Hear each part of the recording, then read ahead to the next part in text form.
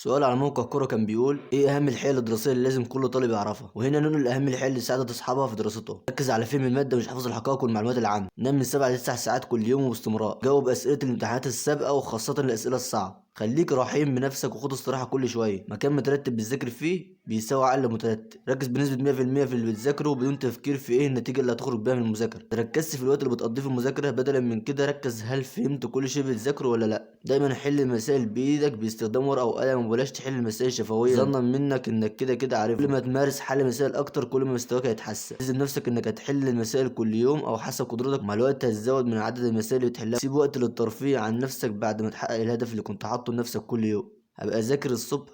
الجملة دي مهما قررت مش هتنفذها، والمنبه اللي هتظبطه على 4:30 الصبح بطريقة ما يتحول ل7. خد ملاحظات، حاول تسجل أي شيء حاسس إنه هياخد وقت في مراجعته أو المفاهيم الصعبة بالنسبة ليك، لأنك بعملك ده هتكون بتوفر وقت كتير في اليوم اللي قبل الامتحان، وهتكون داخل وأنت مستعد ليه.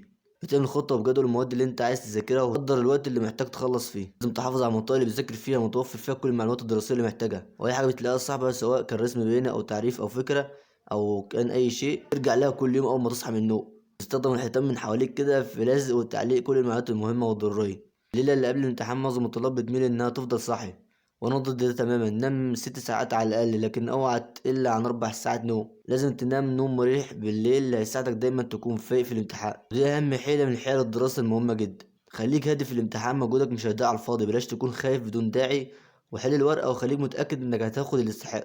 اكتب لنا في كومنت كده تحت ايه أهم الحيل اللي بتساعدك وتسهل عليك المذاكرة. وبس كده، دي الفيديو النهارده. دوري معاكم هو تحفيزكم للمذاكره والاستمراريه. يا رب تكونوا بتستفادوا ولو بشيء بسيط من فيديوهاتي. اتمنى تتابعوا القناه وكل واحد يعمل شير لاصحابه. دمتم بخير والسلام عليكم.